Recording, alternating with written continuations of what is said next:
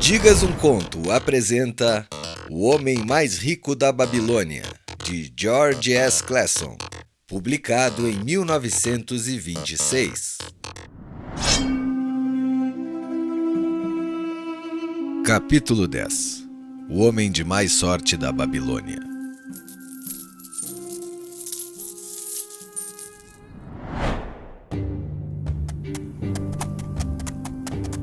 À frente de sua caravana vinha orgulhosamente montado Sharru-Nada, o mais importante comerciante da Babilônia. Ele gostava de roupas finas e usava uma túnica elegante e cara. Gostava de animais de classe e montava seu vigoroso garanhão árabe. Quem quer que o contemplasse dificilmente adivinharia sua avançada idade. E certamente ninguém teria suspeitado de que por dentro ele se achava bastante preocupado. A viagem desde Damasco era longa e não tem conta as adversidades do deserto. Ele não pensava nelas. As tribos árabes são ferozes e ávidas por pilhar caravanas ricas. Ele não as temia, pois seus muitos guardas montados eram uma segura proteção. O que enchia de inquietação era o jovem a seu lado que estava trazendo de Damasco. Tratava-se de Hadan Gula, o neto de um velho sócio, Arad Gula, a quem se sentia ligado por uma dívida de gratidão que nunca poderia ser paga. Gostaria de fazer algo pelo rapaz, mas quanto mais pensava nisso, mais difícil lhe parecia por causa do próprio jovem.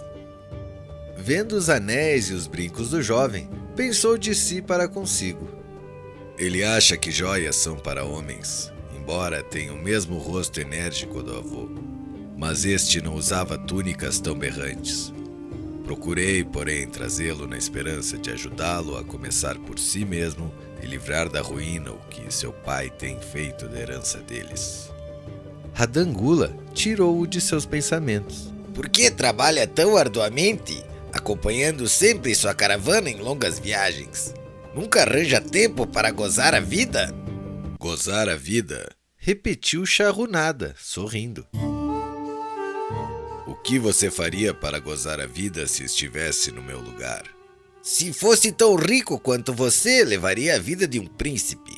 Nunca montaria um animal para cruzar o tórrido deserto. Gastaria os ciclos tão rapidamente quanto viessem para minha bolsa. Usaria as mais caras túnicas e as joias mais raras. Seria uma vida a meu gosto, algo que realmente valeria a pena. Os dois riram. Seu avô não usava joias, disse Sharru-Nada pensativo. Depois continuou brincando. Não reservaria tempo algum para trabalhar? O trabalho foi feito para escravos. Sharru-Nada mordeu os lábios, mas não fez nenhuma réplica, seguindo em silêncio até que a trilha os tivesse levado ao declive. Ali freou a montaria e apontou ao longe o vale verdejante. Veja, aí se acha o vale. Procure levar mais adiante seus olhos e entreverá ainda mais indistintamente as muralhas da Babilônia. A torre é o templo de Bel. Se tiver olhos de lince, perceberá inclusive a fumaça que sobe do fogo perene instalado em seu topo. A Babilônia é assim?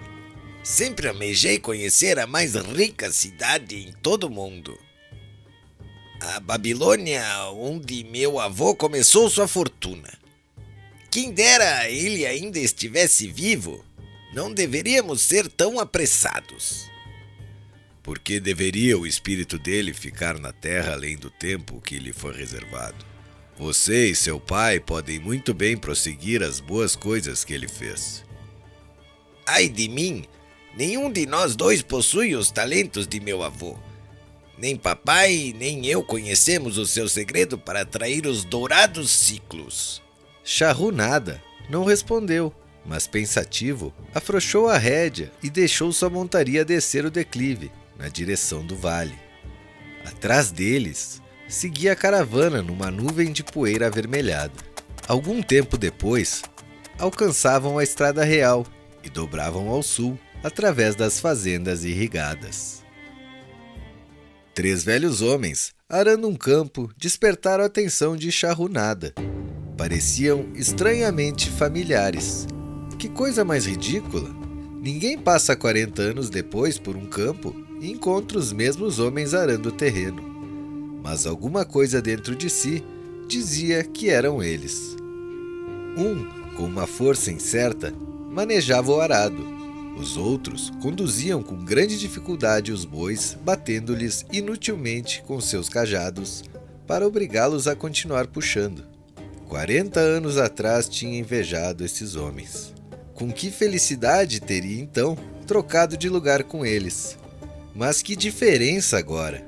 Olhou com orgulho para trás, apreciando a caravana que o seguia, com seus camelos e burros criteriosamente escolhidos, abarrotados de mercadorias valiosas trazidas de Damasco. E tudo isso era apenas uma parte de todos os seus bens. Ele apontou para o homem que trabalhava a terra e disse: continuam arando o mesmo terreno em que se encontravam há 40 anos. É o que parece, mas por que você acha que são os mesmos? Eu os vi ali uma vez. As recordações passaram como um raio por sua mente. Por que não poderia enterrar o passado e viver no presente? E então viu, como numa imagem, o rosto sorridente de Arad Gula. A barreira entre ele mesmo e o cínico jovem ao seu lado dissolveu-se. Mas como podia ajudar um homem enfatuado como este, com suas ideias de perduralho e as mãos cheias de joias? Podia oferecer trabalho à vontade para homens com boa disposição, mas não para aqueles que se presumiam superiores demais para exercer um determinado ofício. Entretanto, devia a Arad Gula a obrigação de fazer realmente alguma coisa, não uma tentativa sem entusiasmo. Ele e Arad Gula nunca tinham agido desse modo, não eram dessa espécie de homens. De repente, veio-lhe à cabeça um plano. Havia objeções, tinha que levar em conta sua própria família e sua posição. Seria uma coisa cruel e agressiva. Homem de decisões rápidas, pôs de lado as objeções e resolveu agir. Estaria interessado em saber como seu conceituado avô e eu mesmo formamos uma sociedade que mostrou bastante lucrativa? Perguntou ele. Por que não me conta só como conseguiu os dourados ciclos? É tudo o que preciso saber. Aparou o jovem. Charrunada ignorou a resposta e continuou. Vamos começar por esses homens que vimos trabalhando a terra. Eu podia ter, então, a sua idade. Quando a coluna em que me encontrava se aproximou, o velho e bom Megido, o fazendeiro, zombou da maneira desajeitada com que eles usavam os instrumentos. Megido estava acorrentado junto a mim. Olhe para esses companheiros preguiçosos, protestou ele. O que maneja o arado não faz o menor esforço para abrir sulcos profundos. Nem os batedores conseguem manter os bois na linha certa. Como podem esperar uma boa colheita arando de tal forma? Disse que Megido estava acorrentado a você? Perguntou Adangula, surpreso. Sim, com argolas de bronze em volta do pescoço e um pedaço de pesada corrente entre nós. A seu lado achava-se Zabado, o ladrão de ovelhas. Tinha-o conhecido em Harum. No final vinha um homem que chamávamos de pirata, pois não nos dissera seu nome. Pensamos tratar-se de um marujo porque trazia no peito uma tatuagem de serpentes entrelaçadas à moda do mar. A coluna era assim constituída para que os homens andassem de 4 em 4. Você estava acorrentado como um escravo? Perguntou Radangula sem acreditar. Seu avô não lhe contou que eu já fui um escravo? Ele sempre falou sobre você, mas nunca insinuou nada a esse respeito. Ele era um homem a quem se podia confiar os mais íntimos segredos.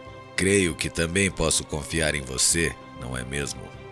Charrunada olhou-o diretamente nos olhos. Você pode contar com o meu silêncio, mas estou perplexo. Conte-me, como chegou a ser um escravo? Charrunada deu de ombros.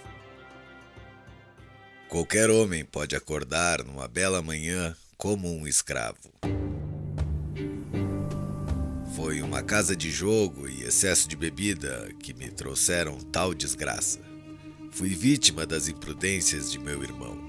Numa briga, ele matou seu amigo de copo. Meu pai me entregou à viúva, desesperado para proteger meu irmão contra o braço da lei. Como depois ele não tivesse conseguido dinheiro suficiente para liberar-me, a mulher raivosa me vendeu para um mercador de escravos. Que vergonha e injustiça! Protestou Radangula. Mas diga-me, como conseguiu ganhar a liberdade? Calma, chegaremos lá. Ouça primeiro a história. Quando passamos, esses homens que estavam trabalhando a terra zombaram de nós. Um deles tirou o chapéu rasgado da cabeça e fez uma mesura, quase gritando. Bem-vindo a Babilônias, hóspedes do rei. Ele os espera nas muralhas da cidade, onde o banquete é farto. Tijolos de lama e sopas de cebola. E todos eles riram ruidosamente. Pirata encolerizou-se e xingou-os. Que querem dizer com isso? Que o rei nos espera nas muralhas? Perguntei-lhe. Que vamos para as muralhas da cidade carregar tijolos até que nossas costas se quebrem.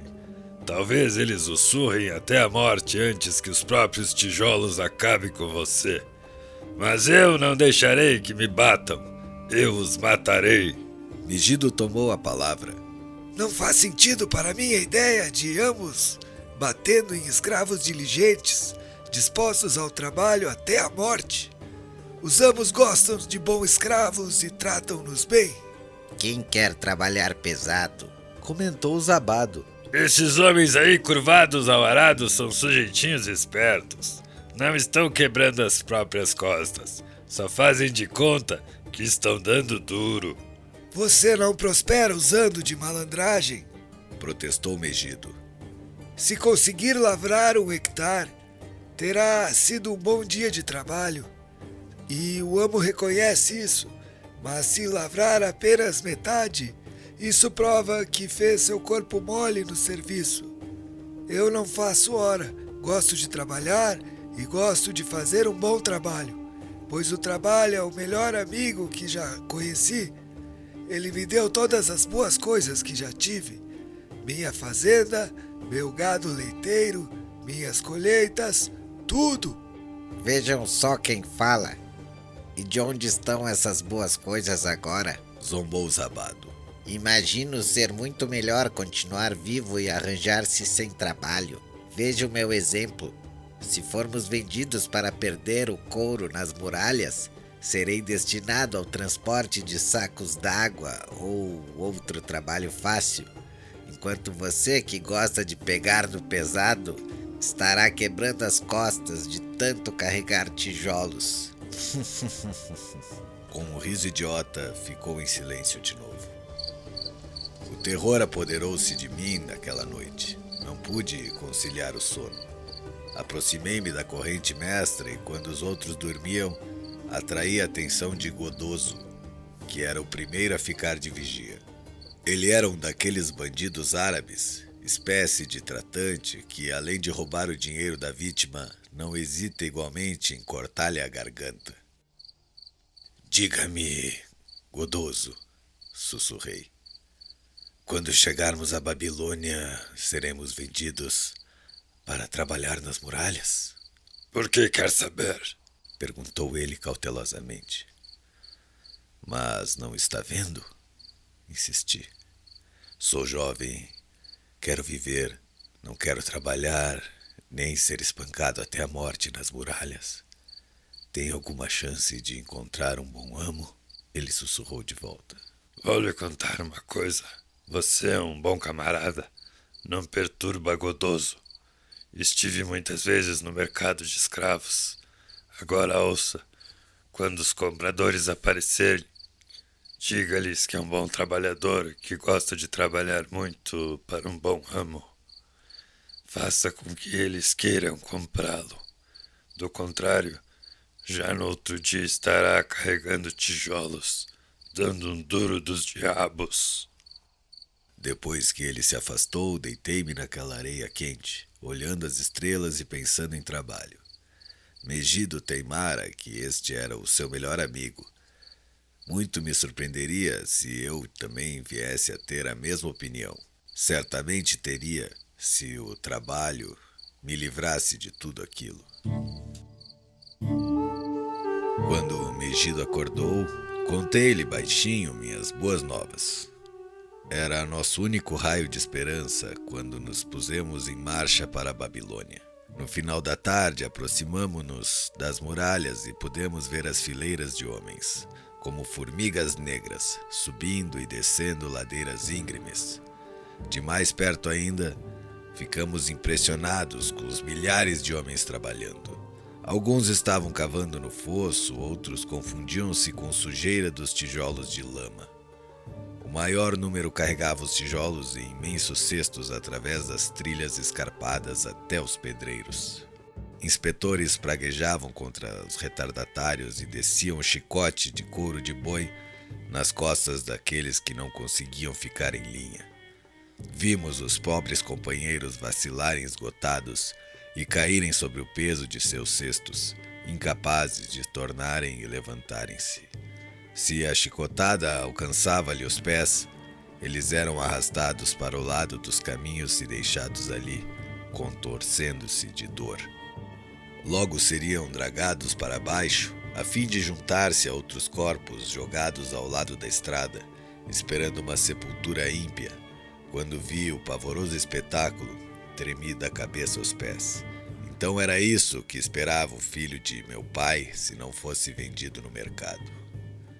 Godoso tinha falado com razão. Fomos conduzidos através dos portões da cidade até a prisão dos escravos, e na manhã seguinte levados para a praça do mercado. Ali o resto dos homens achavam-se petrificados de medo, e só o chicote de nosso guarda pôde convencê-los a adiantar-se para serem examinados pelos compradores. Megido e eu mesmo falávamos avidamente com qualquer homem a quem se nos permitia dirigirmos-nos. O negociante de escravos chamou o soldado da guarda real que algemaram, pirata, e brutalmente o açoitaram quando ele protestou. Assim que carregaram dali, sentiu uma grande pena dele. Megido percebeu que logo seríamos separados. Quando nenhum comprador se achava perto, ele me falava com veemência para deixar marcado em minha mente como o trabalho seria valioso para mim no futuro. Alguns homens o odeiam, fazem dele um inimigo. É melhor tratá-lo como um amigo, aprender a gostar dele. Não se preocupe com que seja árduo. Se pensar nisso como uma casa que você constrói, então quem se importa que as vigas sejam pesadas ou que se ache distante o lugar onde tem de apanhar água para o estuque? Prometa-me, rapaz, que se tiver um amo, vai trabalhar para ele o mais arduamente que puder. Se ele não apreciar tudo quanto você faz, não se preocupe. Lembre-se que o trabalho bem feito traz satisfação a quem quer que tenha realizado e torna o homem melhor. Ele se calou quando um fazendeiro troncudo aproximou-se do cercado e nos olhou como quem examina uma mercadoria. Megido interrogou-o sobre a sua fazenda e colheitas, logo convencendo o homem de que seria grande utilidade para ele. Depois de uma longa negociação com o vendedor de escravos, o fazendeiro tirou sob a túnica uma gorda bolsa e logo Megido seguiu o novo amo, saindo do campo de minha visão. Alguns outros homens foram vendidos durante a manhã. Ao meio-dia, Godoso confiou-me que o vendedor estava impaciente e que não iria ficar ali mais uma noite. Antes, transferiria todos os que tivessem restado ao pôr do sol ao comprador do rei. Eu estava afincado, desesperado, quando o homem gordo e de aparência afável aproximou-se de onde nos encontrávamos e perguntou se havia entre nós algum padeiro. Cheguei para perto dele dizendo: "Por que deveria um bom padeiro como você procurar outro padeiro de talentos inferiores?" Não seria mais fácil ensinar a um homem decidido como eu e seus preciosos talentos? Olhe para mim, sou jovem, forte e amante do trabalho. Dê-me uma chance e farei o impossível para ganhar ouro e prata para o seu bolso. Ele ficou impressionado com a minha boa disposição e começou a negociar com o vendedor, que não tinha reparado em mim desde que me comprara, mas agora gabava com eloquência minhas habilidades, saúde e boa constituição. Senti-me como um boi gordo sendo vendido a um açougueiro. Por fim, para minha alegria, o negócio foi fechado. Saí dali seguindo o meu novo mestre, achando que era o homem de mais sorte da Babilônia. O novo lar era muito ao meu gosto. Nananaide, meu amo, ensinou-me a moer a cevada na pedra redonda que ficava no pátio, a pôr e acender a lenha no forno e a reduzir a um pó finíssimo a farinha de gergelim para os bolinhos de mel. Eu tinha um leito no barracão onde eram guardados os cereais. Uma velha escrava que servia como governanta, Swasti, alimentava-me convenientemente e estava satisfeita com a minha boa vontade em ajudá-la nas tarefas mais duras. Ali estava a chance, há muito esperada, de mostrar-me útil a meu amo.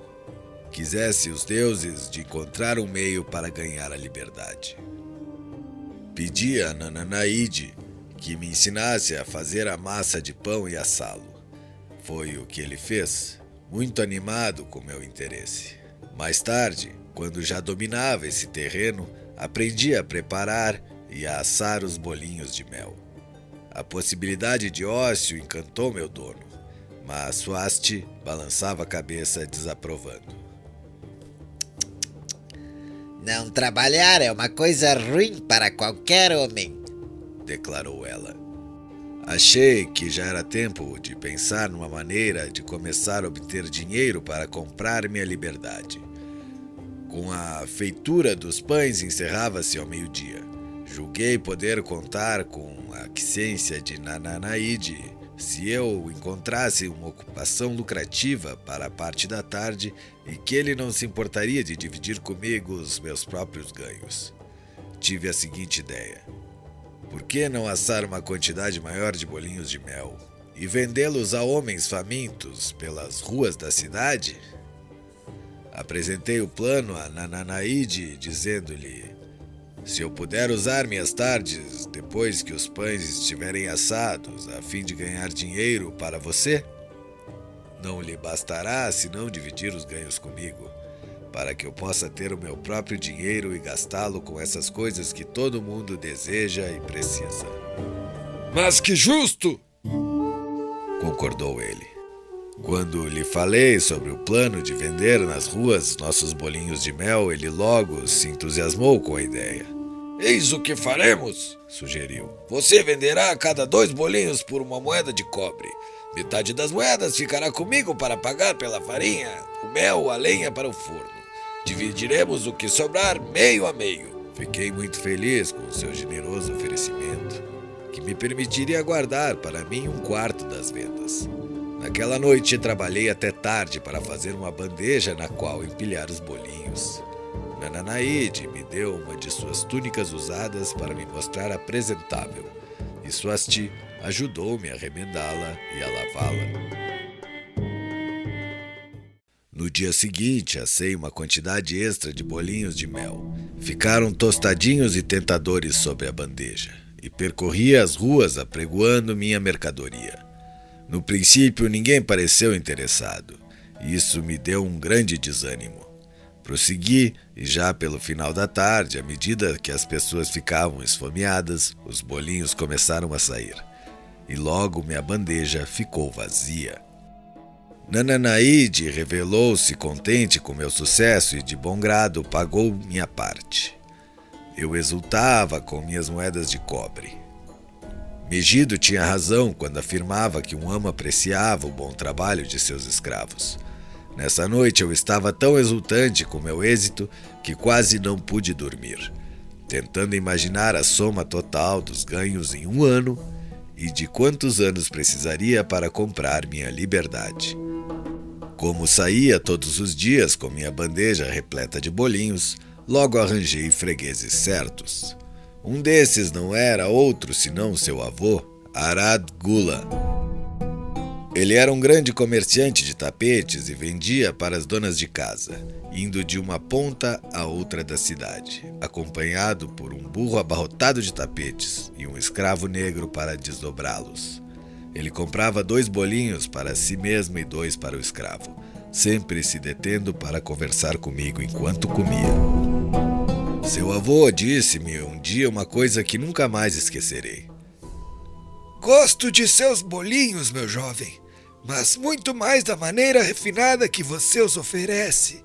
Esse espírito de iniciativa pode levá-lo longe na estrada do sucesso.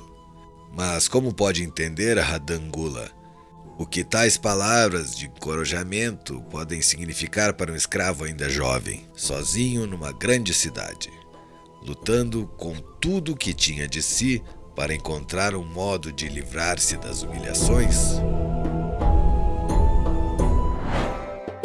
À medida que os meses passavam, eu ia economizando cada vez mais meus trocados. Meu alforje, preso ao cinto, ia começando a ganhar um peso bem gostoso. O trabalho estava provando ser meu melhor amigo, exatamente como dissera Megido. Eu estava feliz, mas Suasti mostrava-se preocupada. Temo que nosso amo esteja dissipando um tempo precioso nas mesas de jogo, disse ela. Não coube a mim, de contente, quando um dia cruzei com meu amigo Megido na rua. Ele conduzia ao mercado 3 burros carregados de verduras. Eu estou indo muito bem, disse ele. Meu amo aprecia tanto o meu bom trabalho que agora sou capataz. Como vê, ele me confia os negócios no mercado e inclusive mandou buscar minha família. O trabalho está me ajudando a recuperar-me dos meus grandes problemas. Algum dia me ajudará a comprar minha liberdade e ter de volta minha fazenda. O tempo foi passando e Nananaide tornou-se cada vez mais ansioso pelo retorno após a venda de bolinhos. Ele ficava me esperando e avidamente contava e dividia nosso dinheiro. Chegou a estar comigo para que visitasse praças mais distantes e aumentasse as vendas. Frequentemente eu ia além dos portões da cidade para atender os inspetores de escravos que construíam as muralhas. Eu odiava aquelas desagradáveis visões, mas achei entre os inspetores fregueses liberais. Um dia fiquei surpreso ao ver Zabado esperando numa fila para encher o cesto com tijolos. Ele estava pálido e alquebrado, as costas cobertas de chagas e lanhaduras devido ao chicote dos inspetores. Tive pena dele e estendi-lhe um bolinho que ele devorou imediatamente como um animal faminto. Percebendo seu olhar guloso, corri antes que me arrebatasse a bandeja. Por que trabalha tão arduamente? Perguntou um dia Arad Gula. Quase a mesma pergunta que você me fez hoje, lembra-se? Contei-lhe que o Megido dissera sobre o trabalho como este estava provando ser meu melhor amigo. Mostrei-lhe com orgulho meu alforje repleto de moedas, acrescentando que economizava a fim de comprar minha liberdade. E quando estiver livre, o que fará? Quis saber o seu avô. Bem, tenciono tornar-me comerciante. Foi aí que ele me confidenciou uma coisa de que eu nunca tinha suspeitado. Aposto que não sabe que sou também um escravo. Formei uma sociedade com meu amo. Alto lá! Interveio Radagula. Não ouvirei suas mentiras que ultrajem meu avô. Ele não foi escravo. Seus olhos faiscavam de raiva. Charrunada manteve-se calmo. Respeito seu avô por ter superado o infortúnio, tornando-se um cidadão proeminente em Damasco. Acha que você, seu neto, é feito do mesmo molde? É homem suficiente para encarar a verdade ou prefere viver alimentando falsas ilusões? Radangula endireitou-se na cela, numa voz sufocada, por profunda emoção, replicou: Meu avô foi estimado por todos. Seus dons eram incontáveis. Numa época de fome, foi seu ouro que comprou os cereais no Egito.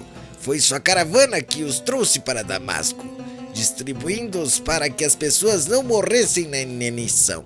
Agora você está me dizendo que ele não passa de um desprezível escravo da Babilônia? tivesse permanecido como escravo na Babilônia, teria muito bem podido ser desprezível. Quando, porém, através de seus próprios esforços, tornou-se um grande homem em Damasco, os deuses realmente condoeram-se de seus infortúnios e dedicaram-lhe todo o respeito celeste. Depois de ter me contado que era um escravo, explicou como estivera ansioso para ganhar sua liberdade. Agora que tinha o dinheiro para comprá-la, estava muito furioso quanto ao que devia fazer. Havia muito não fazia boas vendas e temia deixar a proteção de seu amo. Condenei sua indecisão. Não fique grudado por muito tempo em seu amo. Experimente novamente a sensação de ser um homem livre. Age e obtenha êxito como um homem livre. Decida o que deseja realizar e então o trabalho o ajudará a fazê-lo. Ele seguiu seu caminho, dizendo estar contente por eu tê-lo censurado por sua covardia.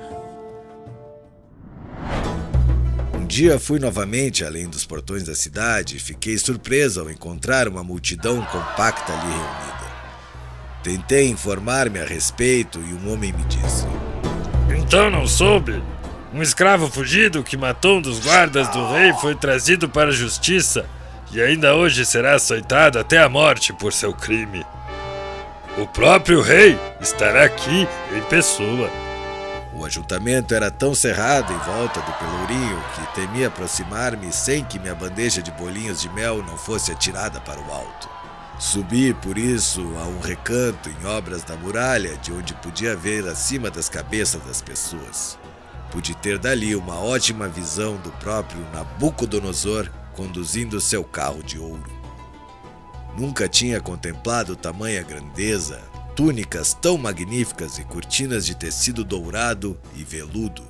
Eu não podia ver o castigo, embora conseguisse ouvir os gritos lacinantes do pobre escravo. Admirava-me alguém ter tão nobre como nosso magnífico rei tivesse condições de apreciar aquele sofrimento, mas quando vi estava rindo e brincando com os cortesãos.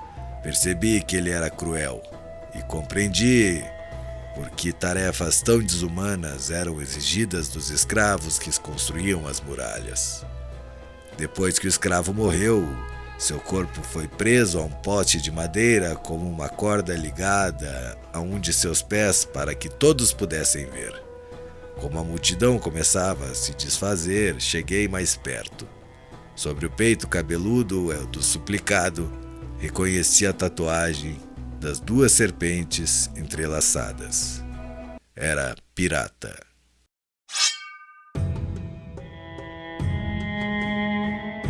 Quando encontrei Arad Gula novamente, ele era um homem mudado.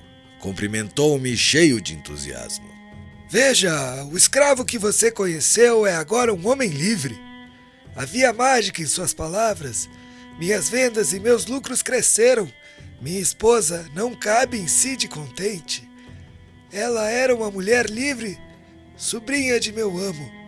Ela deseja bastante que nos mudemos para outra cidade, onde ninguém saiba que já fui escravo. Desse modo, nossos filhos estarão livres de censuras devido ao infortúnio do pai. O trabalho se tornou o meu melhor esteio. Capacitou-me a recuperar a confiança e minha habilidade de vender. Fiquei satisfeito em ter podido pagar-lhe, ainda de que modo tão simples, o encorajamento que ele tinha me dado. Uma noite, Suaste me procurou profundamente abalada. Seu amo está com problemas. Temo por ele. Há alguns meses está perdendo grandes somas das mesas de jogo. Não está pagando os fazendeiros pelos cereais nem pelo mel. Não está pagando ao emprestador de dinheiro. Eles estão revoltados e ameaçam-no. Por que devemos nos preocupar com suas loucuras? Não somos responsáveis por ele, respondi sem pensar. Jovem desmiolado, não está entendendo? Ele deu ao emprestador de dinheiro o seu título de propriedade para garantir os empréstimos. Segundo a lei, o homem pode reclamá-lo e vendê-lo. Não sei o que fazer.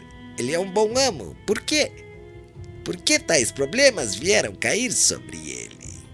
Os temores de Swasti não eram sem fundamento. Enquanto me achava assando pão na manhã seguinte, o emprestador de dinheiro voltou com um homem chamado Sassi. Esse homem me examinou e disse que eu servia. O emprestador de dinheiro não quis esperar o retorno de meu amo, mas incumbiu Swasti de dizer-lhe que tinha me levado. Sem levar comigo senão uma túnica que estava vestindo e o meu alforje com as moedas de cobre preso ao cinto, apressaram-me a deixar o local, os pães ainda assando no forno. Fora arrancado das minhas mais queridas esperanças, como o furacão desenraiza uma árvore na floresta, atirando ao mar encapelado. Novamente, uma casa de jogo e bebidas alcoólicas causavam minha desgraça. Sassi era um homem rude e grosseiro. Quando cruzava comigo na cidade, falei-lhe sobre os bons serviços que tinha prestado a Nananaide e disse-lhe que poderia esperar o mesmo tratamento. Sua resposta foi totalmente desencorajadora. Não gosto deste trabalho. Meu amo não gosta dele.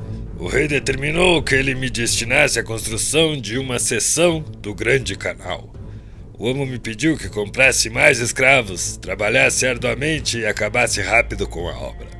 Ora, como pode algum homem acabar rapidamente uma obra grande como aquela? Imagine um deserto sem árvore alguma. Apenas pequenos arbustos e um sol queimando com tal fúria que a água em nossos barris já não prestava de tão quente para matar nossa sede. Imagine agora filas de homens descendo aos profundos buracos escavados e dali trazendo pesados cestos de areia fofa através de caminhos poeirentos, da manhã até a noite. Imagine a comida servida em gamelas onde todos comiam juntos como porcos. Não tínhamos tenda nem palha para as camas. Foi essa situação em que me achei. Enterrei meu alforje num lugar marcado, meio descrente de que no futuro viesse a desencavá-lo. Nos primeiros tempos trabalhei com boa vontade, mas à medida que os meses arrastavam, senti um ânimo fraquejar. Então a febre tomou conta do meu corpo exausto. Perdi o apetite e mal podia levar à boca pedaços de carneiro e verduras. À noite via-me completamente vencido pela insônia.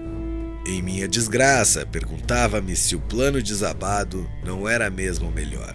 Fazer corpo mole para não condenar o próprio corpo ao esmorecimento.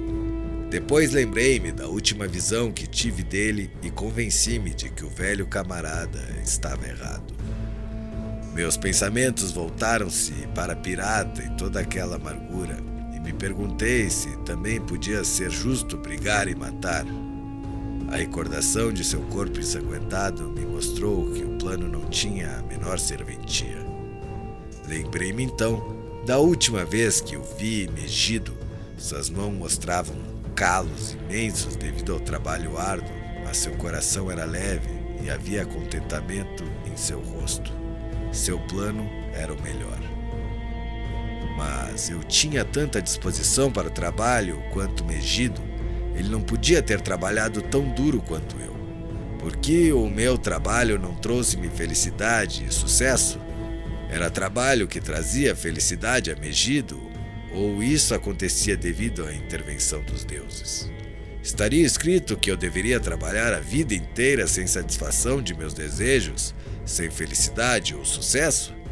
Todas essas questões misturavam-se em minha cabeça e eu não encontrava uma resposta sequer. Realmente, eu me achava lamentavelmente confuso. Vários dias depois, quando já parecia que me encontrava no limite de minha resistência, ainda sem atinar sobre qualquer solução, Sassi me procurou. O mensageiro veio em nome de meu mestre buscar-me para levar de volta à Babilônia. Desenterrei meu precioso alforje, enrolei-me nos restos andrajosos de minha túnica e segui caminho montado atrás do mensageiro.